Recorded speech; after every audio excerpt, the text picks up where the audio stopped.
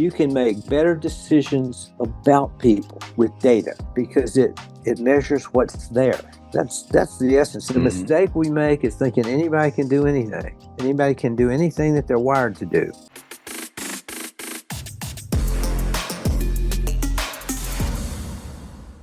Chuck Russell, how you doing, buddy? Wonderful. I'm so excited to have you on. I've been a fan of yours and your company's for some time. As I mentioned pre-podcast, you are the sole provider for our franchise system for personality assessment. Maybe that's not even the right word. I can't wait to dig in and hear your explanation of it. But essentially, the name of your company is BestWork Data. We love you guys, but I would love to get in today. I just want to introduce you to our franchisees, for them to see the face behind it, to hear, how you came up, to create BestWork Data, what you've seen, and just all things personality assessment around the hiring process, because it's so key. So let's start out with this. Obviously, you're the founder of BestWork Data, which we love, but talk to us a little bit about your background in general. How did you get into this industry? Where did you start? Just let it fly. Sure. I was a management consultant, typically working with fast growth entrepreneurial companies. I did that for a number of years. Actually worked in a 700 franchise organization, and ultimately I took over running it for the guy who owned the franchise because he was a absolutely wonderful sales guy, but he couldn't manage as effectively. And I took us to number one out of 700 franchises for 2 years running. And I ran across testing. Nothing special. And then I came across really the first time an instrument was really developed for the business world was 1993. And I became the national expert on that instrument. I went to England, learned about it, did a bunch of stuff. And I learned two things that were very important. One is people have hardwired personality traits. And what I mean by hardwired means they don't change with coaching, training, or motivation. That's what you've got. You can look at it and say, does that limit me? No, those are traits you always have. Those are strengths that never go away. The question is, do you have the right strengths to do a particular thing in a job? That becomes the key thing. Well, I found out that you could now measure these with the latest instruments. I said, well, this is great. Well, nobody knew about that. Assessment world, and I do have a problem with the word assessments, typically try to show you here are the best people for a job. That's salesmanship. Nothing really does that. It can hint at it, give you some clues to it. What data, meaning the personality traits, will absolutely do is tell you the people who can't do what you want them to do. In other words, jobs are funny. What you really want is job behavior. I think about job behaviors, and what BestWork does is tell you, can they deliver that particular job behavior? For example, in one of your franchises, someone you think about what they have to do. They got to be friendly. They got to be friendly and warm and friendly. Otherwise, nobody's going to want to go in there. I don't care how good anything is. So, okay, half the people in the world don't do that. Half the people in the world, it costs them energy to interact with other people. So no matter how dedicated they are, you come in and say, hi, can I help you? And, well, I don't want to interrupt what you're doing. No, go ahead. What do you want? Okay, we're dead from the get-go there. And so, number one, we like people to smile and be friendly. Number two, if they don't sell memberships, you don't have a business. And 3/4 of the world don't do that very well. Half can't do it at all. You really want those top people. And when I say sell, I mean that in the best possible terms. I've sold stuff all my life. You're helping someone make a decision that they already want to make. In other words, nobody stumbled into the fitness thing and said, I'm lost, help me out. They came in for a reason, and it may be a hard decision for them. Maybe they're saying, well, I've done this before and it didn't work. And I don't know.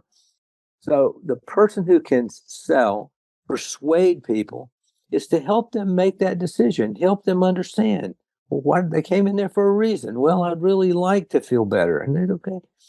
And so you've got to have people who can do that. And BestWork is designed to do that. That's how I got into the business. I probably got all over the place there. No, that's great. Having been a consultant pre-testing, I looked and I said, "Oh my God, I'll never forget this." One of my last clients before I was using testing had 12 executives. And it was a high ticket thing.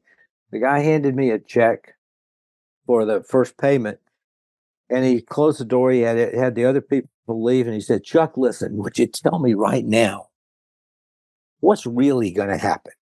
You got the check, the deal's done. Just give it to me straight." And I said, "Okay, sure, Garrett. Uh, you got 12 people, four of them are going to learn new skills and some stuff about managing and doing stuff, and they're going to take off like homesick angels. They're going to get better." He said, "Oh yeah, okay, that sounds good." And you got four others.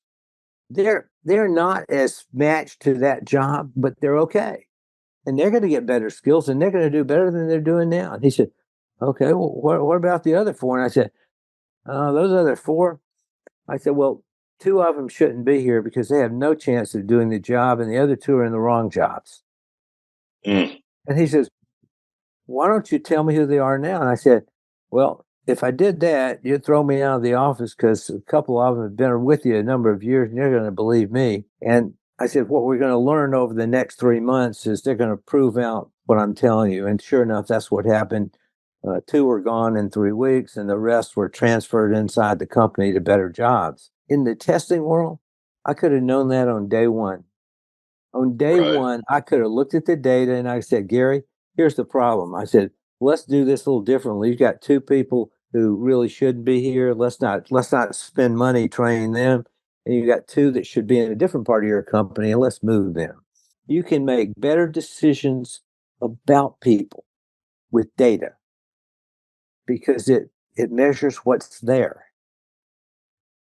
That's the essence. And I found that to be life changing for me because I said, I'm not trying to be the smart person who's trying to help somebody, consulting and doing all this stuff. I said, "Oh, here's what your person can do. What do you think?" I could hand it to them. Right. That's the beauty of it. You can take someone who's an average interviewer and make them into a good one.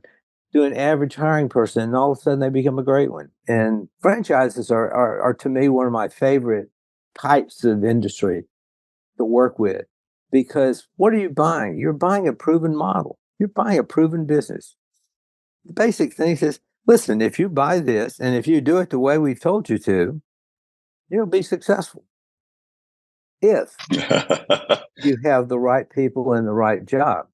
Oh man, you are speaking my language, Chuck. 100%. I mean, that's the whole thing. We've worked with a number of franchises, and one of them was trying to say we keep selling franchises to people who can't make them work. And I said, "Well, you need to know what kind of people they're hiring." I said, "It's not a mystery here. We've got a proven model. We may have several proven models. We just got to hire people who do the same things, not who are like them." Data shows you what they can do. They can Right. tell you the job. Can you do the job behaviors? In today's world in business, people get lost in something. They say, "Well, I want people who have the right attitude." Okay. Question I ask is, what behaviors did you see that you're describing as having the right attitude? Oh, well, they noticed someone was just standing there and they walked over and engaged them to see if they could something they could do for them. That's the attitude I want here. No, that's the behavior that you want here. You Mm. see, behaviors you can manage, behaviors you can measure. But when someone starts talking about the culture, culture, lovely thing. I think culture is a wonderful word until you try to find the knobs and the switches for it. And actually, I have some friends who have a consulting company, and their whole deal is culture. He once he once tells me all about it, and he's telling the bells and whistles that they have. He says, "So, what do you think of that, Chuck?" And I said, "I don't think anyone gives a about culture." I said, "There's a set of behaviors that they're looking for, and when they see those behaviors, that's what they're describing as that's the culture I want." It could be a culture that we're upfront with everybody and we speak directly and we all work together collaboratively. Okay, we can measure all those things. Those are all based on hardwired personality traits. But when you get into something that you isn't a behavior, My old mentor, he said, Chuck, if you can't describe it in behavioral terms, it's probably a complaint or a wish, uh, or yeah, definitely a wish. yeah, Definitely a wish. We yeah, talked a little bit that about pre-podcast as well. And you said something, in that brief conversation about is somebody like a good person? Are they a high performer? And there's other personality assessments that have been out. You got Myers-Briggs, you got DISC, you got all these, and it will tell you like about the person, but it doesn't tell you whether or not they're hardwired to do that specific role. So how did you having those I would assume things like that were out there. There just wasn't one that really used data over feelings, right, to get you correct. to an answer. So is that really what you saw as well? Is like, hey, I can analyze somebody and they Yeah. might be a great person, but they can't do this. Is that the impetus for BestWork Data? Well, actually, the very beginning was in 1991. A person who had been a mentor in my life had left the presidency of a fairly large company and bought the rights to an assessment. That assessment at that time was called the profile. That has changed since that went away and it was renamed. But he bought that and he said, I want you to help me figure out how to do this. And I said, okay. So I went out to Texas and I said, so okay, who can we talk to about what the market is like? What's the competition? And guess what? Nobody knew anything. Not Oh, just him. I went to trade shows and I would go up and I would go up to someone selling some whatever test it was. And I'd say, could you tell me three of your competitors? Couldn't find anybody who could do that. What I found out after lots and lots of research, and I have been privileged to work with the president of the International Psychometric Association. My colleague in developing what we use in BestWork was the president of the CEO of the American Psych Association, the top guy in North America. Um, he said my advantage was that I didn't go to college to learn how to do it. I said this is what I want, and then I helped him design it to do that.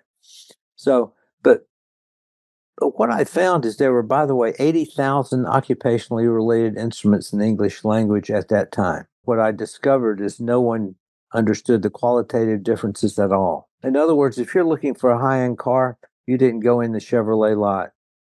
And if you were looking for an economy car for your kid in college, you didn't go to the Mercedes lot. You may not be an expert in cars, but you had a sense of what the quality differences were. People didn't know anything about that. I'll take two of the ones that you mentioned. They're the most common. They don't actually measure anything, by the way. DISC, the concept for DISC is a four-part personality model developed, originally proposed by Hippocrates several thousand years ago. It hasn't changed. The word groups to sort people into that model were developed in 1928 by William Marston. 1928. Wow. Can you find anything in your company that is from that era? yeah, that's about to say a lot's changed since that time. With Yeah. technology and everything else. It's amazing, right? Yeah, Myers-Briggs, same thing. Myers-Briggs was developed by a mother and daughter who, quoting them, said, we don't really know anything about psychology, but we've observed a lot of people. Hmm. Okay, that was from the 40s. Imagine that there's two kinds of tests. I call one pizza test. Okay, that means is there a wrong way to cut a pizza? Any way you want to. Okay, all this does, for example, is say we think the world's got four types of personalities. And they ask you something to sort you into one of those. It didn't mean that you're there forever. You'll probably produce different scores later. But you can now talk about that people have different personalities. It's a wonderful introduction to that concept. Myers Briggs has 16 slices, eight or six, whichever way you want to think about it, 8 or 16 slices of pizza. The Enneagram's got 9. Marcus Buckingham's Strength Finder's got 34. They don't, none of them measure anything. They create a very useful model, very interesting model that you can discuss that. What you want are normative instruments that look at a bell curve and they actually measure. It's an actual measurement of a trait that you have. And now because I could have your height and my height and we can compare those. just the same way we can take your best work and my best work and we compare on each other on the traits. Does that make sense the way I was thinking? Yeah, no, 100%. Yeah, it's quantitative, right? Instead of Yeah. qualitative. Yeah, and so, well, and that's funny. I have a T-shirt. I almost wore it today, but I wore it yesterday, so maybe I would change T-shirts for our podcast, get all dressed up, so to speak. Yeah. But it literally says data over, data greater than feelings, right? And we've run into this where what I love about BestWork is it's so specific, and we've spent time and money to really drill down on the few roles that are in our franchise. And when I look at the reports, it will say pointedly something like cannot sell fitness memberships, or positive, like can motivate people with enthusiasm. Well, for a personal trainer, that's a pretty important trait. To your point, half the Exactly. population's not going to be able to do that, right? And so let's figure out whether or not the person is hardwired to do this role. And what I love about BestWork Data, and I might be butchering this, but tell me if I'm right, is that people take the assessment. I know you don't like assessment. They take the test. What would you call it, by the way, so I don't butcher it? We usually call it an experience. All right. So I go through the experience, and there's a data set that says here's how you're hardwired. And then the great thing about yours, which I've never seen before, is you can take the role of that individual. And you guys have a lot of them in there that are pre-designed based on common roles in any business. We've spent time and money we have sort of a siloed alloy version, if you will. It's like, these are the roles in this business. Right. Yes or no, right? But what I love about it, it's like, here's how it's hardwired. It's like, would this person be good at sales? And you could then overlay the skill set needed for sales over their hardwired personality, and it will tell you strengths and weaknesses, whether or not they can do it. And then you're like, okay, maybe not sales, but like this person would make a great project manager, as an example, which is a different skill set than sales, right? Exactly. And so I really love, to me, like in my simplistic way of thinking, that is the big difference. It's not like, hey, this is who this is, because then I still look at that and go, well, they look pretty good on paper, but I don't know if they could do this role or not, especially specific to my business. It's like, well, how about they're hardwired? And if they aren't, like maybe you're in a business where you're hiring a back office person. Okay, that's a different skill set than sales, but you can overlay those roles, all that you want, over how this person's hardwired. It doesn't change over time. Is that correct? Like the hardwiring of someone, right? So we've got folks that are in our organization that have been with us for 15 years. And let's say they're applying within the company to move to a different position that has a different sort of profile, right? We can overlay that screen and just say, hey, man, I know that you're looking at that as an upward move for you within the company, but you're going to be swimming upstream because you're not hardwired to do it. And you're really doing them a favor, by pointing them in. This is where you're better suited. These are some other roles that we can look at for you, even though you thought, hey, I would like to be a salesperson. It's like, maybe you're better in project management, or, whatever that may be. And so to me, that's the big differentiator between the ones that just say, here's who this person is. They're amazing. It's like, great. Where do I, okay, they're on the bus. Which seat do I put them in? Right. It's really hard to do that without the quantitative if you data don't have that says here. Yeah. Yep. Was that a fair assessment? I mean, that's that was excellent. Okay. That was excellent. One of the things that we've done is we look at jobs as having 3 critical factors. We could play with numbers all day long, but we've done it with hundreds and hundreds and hundreds of jobs. Usually you can find 3 critical factors. Critical factor means if I don't have one of these, I can't do it. The example we use to tell that story is, if you want to be the shortstop on a baseball team, there's 3 critical things you've got to do. You got to do a lot of stuff, but you got to catch fly balls, field grounders, and throw the ball to first base. If you can't do any one of those, you can't be the shortstop. Right. Now, if you're a good hitter and are fast on the bases, you'll be a better shortstop. But neither of those will outweigh the fact that if you can't do one of those 3 critical things. So when we look at a job, we're looking at what are the things that you absolutely have to have. And if it's sales, they've got to be able to persuade people to make a buying decision. If you've got rules, and particularly in a franchise, for example, the only reason for me to buy the franchise is you've got a model. I'm not smart enough to create one, or don't know how to do one, and I'm going to use yours. Okay, that's great. There's a hardwired trait that tells us, do we follow rules, policies, and procedures?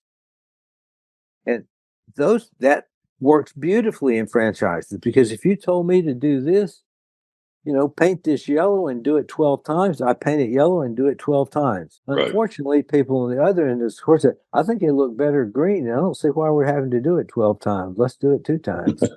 Right. You're right. The original McDonald's didn't have a place to put any condiment that wasn't in one they wanted you to have. That was their way of trying to control people's, let's put barbecue sauce. It'd be good on a Big Mac. Yeah, if you watch the founder, he made the mistake of selling his first few to people that were already in the restaurant business, and they would say, you know what, we're going to do spaghetti on Sundays. Kids like spaghetti, and they're like, no, we just do hamburgers, and it's like, no, we're going to do some hot dogs on Saturdays too. Get the kids after the ball games, and that ended up being one of his biggest mistakes, right? Yeah, but that's a hardwired thing. I mean, there's things that don't work in that world.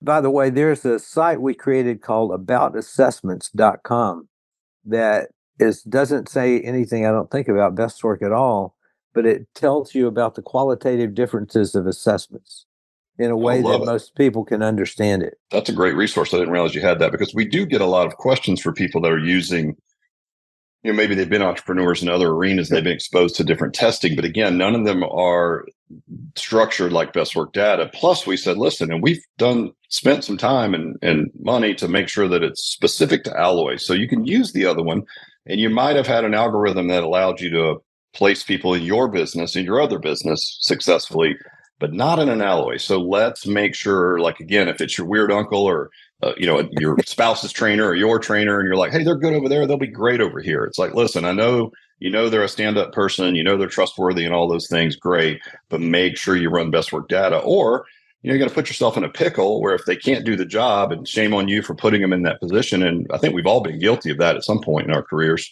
is hiring people that are good people, but they're in the wrong seat on the bus. And then, geez, if they're related to you, it really makes for a weird Thanksgiving after you have to let them go, because you can't find a spot for them on the team. That's not fun. So you're doing everyone a service if you just run BestWork Data, because we've had that come up. As you can imagine, you've probably seen it a million times. Like, I know this person, they're great here. It's a similar role. They can sell this, so we can have them do this. It's like, maybe not so much. So it sounds like yours was a good mix of like your management background. So what does it really take, and tons of empirical evidence. And then you brought in some of the hard behavioral science behind that. Is that fair? That's it. I wanted to do 2 things. I wanted to take the experts, and I used other instruments obviously before, and they were excellent. The data was wonderful, but you needed someone like me to explain it to you. Yes. I wanted to take the expert out, and so I created a system a long time ago called CheckStar. We proved it for a year and a half, and then I moved that into BestWork with the data that we had. Anybody should be able to read a BestWork report and make decisions off of it. If you can't do that, we did something wrong. In other words, I remember this one guy bought a license, and I knew him, and he called me up and he said, hey, listen, Chuck, I just tested my first person, and I'd like you to walk me through the results, so I understand it. And I said, oh, I tell you what, Jim, can you read me the first line in the report? Yeah, sure. Let's see it. Cannot persuade people to make buying decisions. And you hear this sign says, never mind. I think I got this. I think I could understand that. Thank you. That's how the stuff is supposed to be. You should be able to understand it. And the other thing is that data is pervasive. This is the way you are all the time. So that same data that you might be hired with tells me how to manage it. It tells me what else you can do. I can see how we compare. This is 1,000 things you can do with it. Yeah. Yeah. I love it. I mean, it's so different than any of the other ones. Obviously, we use it. And I, like anybody else in the industry that's listening to this, or any other industry that listens to this, like, definitely engage with Chuck and his team. You can spend time and really drill down on your specific business, even, which I think is way different than any of the other, experiences, if you will, that are out there. When I had you out to speak at an event, it had to be 5-7 years ago now, but everyone loved it. And you used a great analogy of pilots. And you touched on this already earlier, but do you remember that? What you were, Yeah. I think, contrasting like an airline pilot and a fighter pilot, or Yeah, it actually is a really important kind of thing. Obviously, it works a little better with the graphics because I'm actually showing scores and you can relate to it. But the concept is I wrote the first book I wrote was called Right Person, Right Job, Yes or No. And in it, I said there's three things, elements of job performance. There's your motivation, your values, and things like that. Absolutely important. Those can be modified, they can be enhanced. I can encourage them. There's the skills, knowledge, and experience that you have. Absolutely, that's important. I can teach you things, I can learn things. The third circle is the hardwired personality traits and cognitive abilities. So what the fighter pilot thing is first you look at this woman who's a terrible fighter pilot. Well, she really loves aviation. She can make an airplane do anything. It can't handle stress. hmm, Okay. Well, that's one of those critical factors. There's not a way to make being a fighter pilot less stressful. right.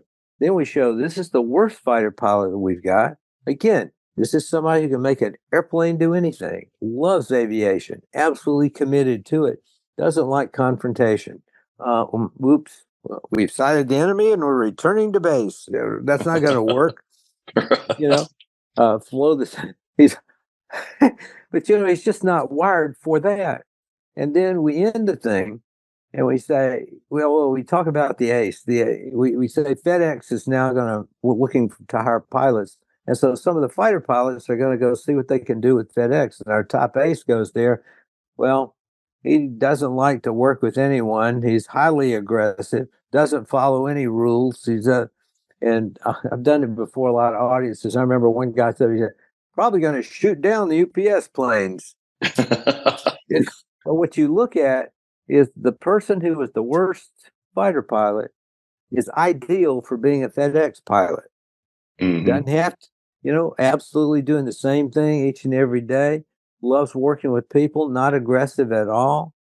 That's both the people, the ace and one is great as a fighter pilot, but doesn't work at all well for FedEx, and vice versa. The FedEx pilot, every job that we have is like that.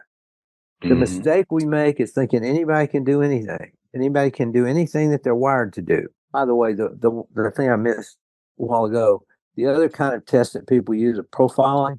They use profiling stuff where we're going to test your best and we're going to model. That's an antique. That's probably 30, 40 years old. And it's more of a sales strategy because it's a anyone likes that idea. It's a compelling idea. We'll test your top people. The tough thing is figuring out who the top people are. Um, I've seen people come up with, well, they sold more than anyone else. They sold more of this stuff than anybody else. They like our new stuff. Their margins were different, and well, they're new, but I got a hunch they're going to be good. That was an actual 5-person model that someone showed me. So what BestWork doesn't require you to do profiles. It's going to tell you about individuals, which is hmm ideal. Can you shed light on? I asked you before, and you said it's a bit of a moving target, but what percentage of people, let's say, okay, you're an alloy, you put out feelers, we have a vendor that goes out and finds talent. Next step, run your best work data experience. What percentage of people do you think it will eliminate that you may love? Again, it might be like to your point about the pilot, like, okay, I'm trying to find a pilot. It's like, yeah, but what kind of pilot, right? Are you a FedEx pilot or are you a fighter pilot? That's a different skill set. Both Yeah. are pilots. And if, it's sort of like the analogy we used of like, hey, I have a weird cousin who's a trainer. They're a very successful personal trainer. I'm going to put them in this role of director or manager. It's like, okay, well, that's a different skill set, right? It's a different type of pilot. So do you have any idea on percentages of folks that it will eliminate based on their hardwiring that are applying for a job? Or does it depend on the role? It definitely depends on the role. It also depends on the challenges of the role. In other words, what does someone have to have? I'm going to give you an example that's one of the more extreme ones. There's a high-end construction company that uses our stuff, and when they post for a project manager, they would typically get as many as 400 applications. To do that job, you have to be in the top 10% of the cognitive ability, general reasoning, fast thinking, because their projects are incredibly complex. You have to be highly assertive. Again, your top 10, 20% in assertiveness because you are managing a wide range of people. And number three, you've got to be super with details. I mean, you've got to be extreme. So I've got three extremes. Mm-hmm. When we auto filter for them, and so we take out anyone who can't do those three things. It doesn't matter what else they can do. The last time, the one I remember is they had right at 400 apps. It took out 330 of them. Wow. Yours is not as extreme because you've got to get people, for example, the height. You've got to get people who can sell. So you'd like to get the top 25% of the population. The more specific you get in your recruiting, the fewer you drop out because like you just said, I know fitness. I've been a fitness trainer. I would be good at that. Okay, that may not be the role that love. That's cool, but I need you to sell memberships. So it varies. It varies, but you want to recognize that it will. The the beauty of BestWork is because you can screen someone right away, and you're buying for most people or have a license, so it's unlimited. So they test 100% of their applicants. Okay, if I test 100% of my applicants, I'm I'm not interviewing those people. I'm not reading their resumes. I'm not doing that. So now we've collapsed it down to these people. I can capture talent quicker, faster. The mistake that people make is they take too long to make decisions. You think about A, B, and C candidates. The A's will be gone inside 2 weeks. Mm-hmm. I'm being generous with that. The bees will be gone in 4 weeks. If you take too long to make decisions with people, you can't get really outstanding people. They're all gone. Mm-hmm. You're choosing last. Yes. You don't get the same people that you get at the beginning. 100%. And I'm glad to hear that because, again, we can't hire on behalf of our franchisees because it's their business. Mhm, And, there can be some confusion around who they mhm. work for, and they work for the franchisee. It's a separate business. And so, but again, providing a resource to go find people, the very next step is screen, right? And so, like, we need you to take, like, that's it. Before you spend any time interviewing and sitting down and then screening, like, screen immediately, because that will, Absolutely. again, for a time standpoint, I mean, the resources for you as a small business owner, I mean, you're going to interview only candidates that are hardwired to do that position. I mean, it sounds like it's so obvious. Why would you interview people, then screen them later, only to find that maybe the one or two that you liked them as people, they just aren't hardwired to do the job? Well, screen them first, right? And then if they Yep. if they have the inherent talent and hardwiring to do the role, then you go through the interview process after that. Exactly. Exactly. That's one of the greatest savings that you make with BestWork is doing Yeah, I that. 100% agree. There's something that you guys do that I wanted to ask you about that I find interesting. So sometimes we'll have people they they take the experience, we see that they're hardwired to do the role, and then in that they'll come up with something called a false positive, and then Oh, BestWork gives coachability. you, yeah, a coachability, meaning, like, I Yeah. guess in layman's terms, somebody that the way they answered their assessment or experience is essentially that they can do no wrong, right? They have no holes in their game in it. And you Yeah. guys, BestWork will recognize that, and then they'll give you sample interview questions to address that. Like, some of them are on the nose. Like, listen, Oh, yeah. you said nothing's wrong with you. Why not? There's got to be something wrong with you. Why do you think this experience told us that you don't think that you do anything wrong, and that could affect your coachability? And just straight ask them, why did you come up with that, and what's your idea Well, on a remedy for that for someone who's hiring? no, yeah, I'd love to talk about that one because it's incredibly important in terms of its use and selection. The classic way that people used to deal with it, they used terms like distortion or faking good, and Making so the good, that was idea, the term. and that was the suggestion The trouble with faking good is it suggests that were they lying? Okay, it's really extreme. This is really not what they're necessarily doing. So we changed the coachability because that's really, in essence, what it is.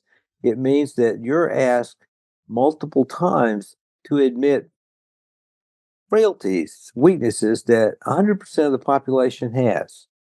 Everybody has those. For example, I've doubted myself. Oh, okay, yeah, I bet when you were signing some checks founding Alloy, you doubted you You definitely think? had, you know, anyone said that. Well, there's a set of people who don't want to show any weaknesses. They say, no, I've never done that. I've never done that. I've never done that. And those are people, what's going to happen when you hire them? Well, you can't work with an alcoholic who doesn't say they're an alcoholic. That's step one, is saying I'm an alcoholic. Okay, that's step one. If you don't do that, nothing can go forward from there.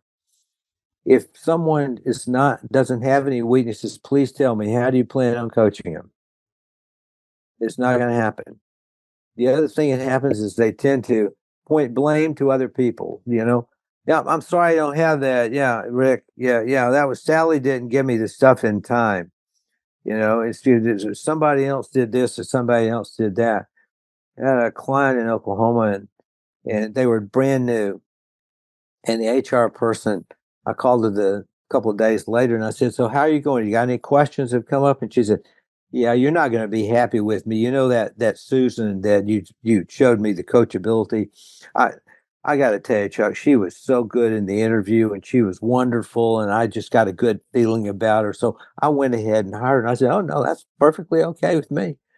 2 days later, I get a call. She 2 didn't make days? 2 days. She said, Chuck, she didn't make the third day. She said she did exactly what you said. It was somebody's fault. Every time I suggested something, it was somebody else. I had to do something. It was never anything about her. That's the kind of stuff that you get. If I tell people, listen, I've been doing this a long time. I have one successful story of someone who blew the scale and had a great answer to it and became a good performer. I have dozens and dozens and dozens of ones like I just told you. Right. It's And funny. I've talked to entrepreneurs, and I don't know if it's a little bit of ego, but they'll look at the experience results from BestWork Data. They may see a faking good, whatever you want to call that, false positive, and then they assume that they're so good. And this is maybe where you came from in your consulting background. Like, I can coach them out of this, right? They get that little bit of like, well, yeah, but like, I've worked with hundreds of people. the I will Messiah coach. complex. Yes, I will fix this person, I can right? And fix it's like, this. that's great, but you probably see that. I mean, it's a lot of high Oh, performers that are taking your experience. It's like, what would you say to that individual that says they can coach them through it or coach around it? I basically tell folks it's impossible. This is how they're hardwired, right? Doesn't mean that's they're how not they're good wired. people. They can improve, but they are not going to be able to do this role at the level that you need them to.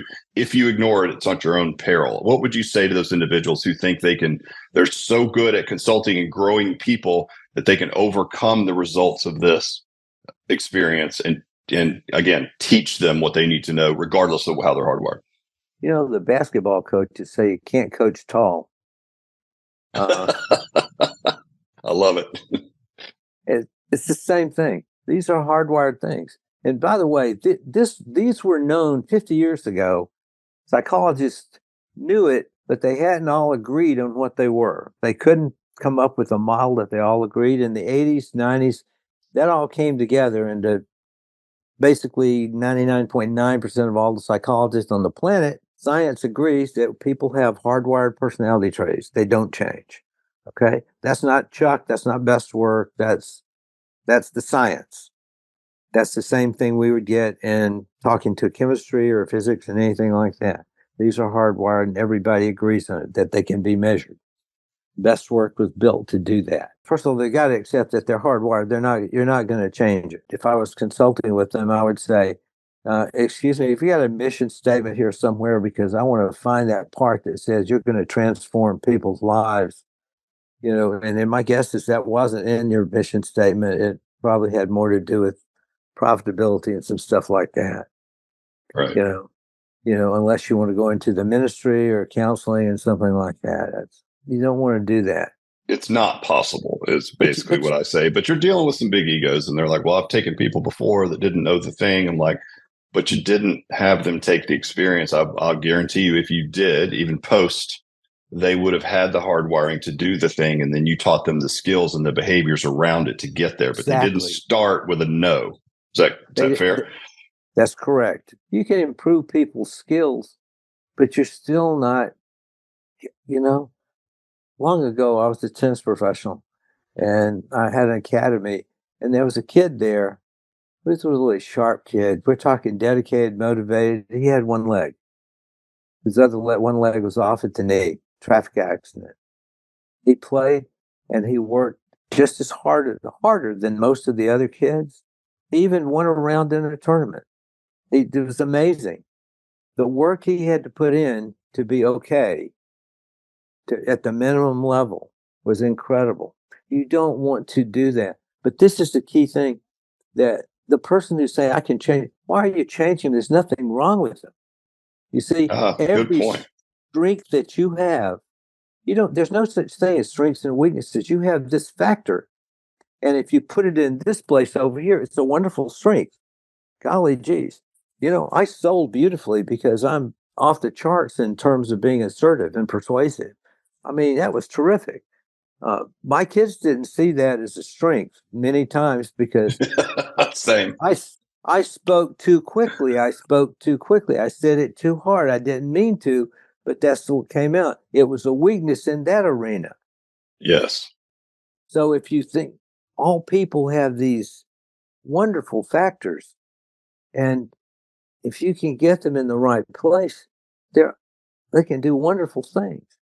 Yeah, it just goes back to right people on the bus, and that can be just good folks that aren't criminals that care about other people, and but then right seat on the bus, I think, is even more important in this case, because if you put them in the wrong seat, it's not good for you, and it's actually not good for them either. So as much as that early feedback to maybe that employee that's trying to move up in the same organization from one position to the other, if they aren't hardwired to do it and you put them there anyway, that's probably the worst thing you could do for them, because they're going to be trying to meet expectations and KPIs and whatever those things are, and they're literally not hardwired to do it. So they'll fight it. But to your point, with all the effort in the world, they might be mediocre. Going back to the young man that played tennis, he just was starting out with a literal handicap. And so at that point, like, how do you overcome that? It's like, well, you can get pretty darn good, but I think the Herculean effort, it could manifest itself as burnout, exhaustion, if you're not wired to do it, and they're just swimming upstream all the time.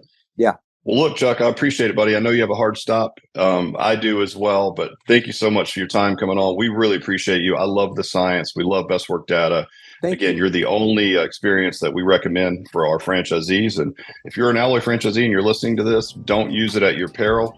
If you're not, and you are listening to this from outside of the Alloy ecosystem and you want to engage with Chuck, is it just bestworkdata.com? Chuck, is that where they would go? Uh-huh. Awesome. Well, listen, Chuck, man, you're a rock star. I've always loved you. You've got great stories and just a pleasure to talk to. So appreciate your time today. I really do. Take care, my friend, anytime.